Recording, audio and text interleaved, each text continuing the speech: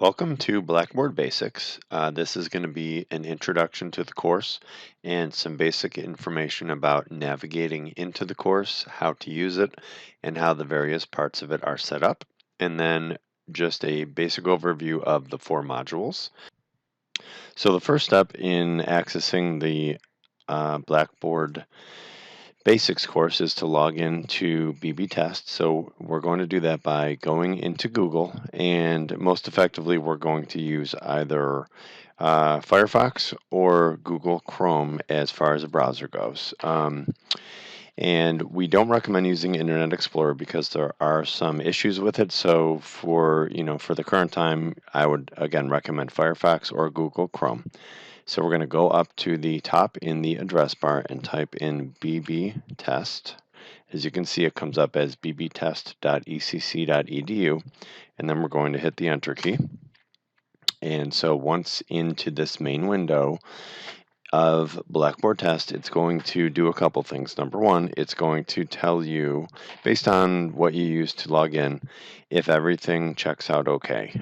So it looks at your JavaScript, your cookies, and also your pop-up windows. And it looks to me like everything is good. And so the next thing that you're going to do is you're going to go into the middle of the screen where it gives you the option to log in.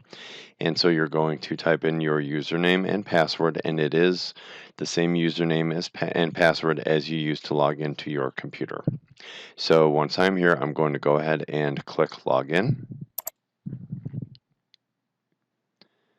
When you go ahead and click on the actual course that you are either an instructor of or are enrolled in, you're going to notice that most of the navigation that takes place is down the left-hand side of the page. You'll no longer really be using these tabs across the top.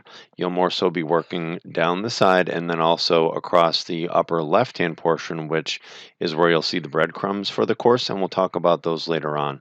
But at this point, you should see two different courses specific to this learning experience. One of them is going to be the Blackboard Basics course itself. And you should also have a practice course. Reason being is that as part of each of the modules of the Blackboard Basics course, there are some hands-on activities that you'll be doing in this practice course that has already been set up for you. So I'm going to go ahead and click on the link to the Blackboard Basics course. Once inside the course, you'll notice a couple of things. Number one, the majority of the navigation, as I had mentioned, is down the left-hand side of the screen. And you'll also notice that it brings you in immediately to the lessons interface. And so this is where you're going to be working within the course. The first thing that you're going to see is the Start Here folder, and this is where you will begin the course. The way this is set up is so that as you finish one piece of the course, the next piece for you to follow will open up, and that'll follow that methodology throughout the course until you're done with the four modules that the course has for you.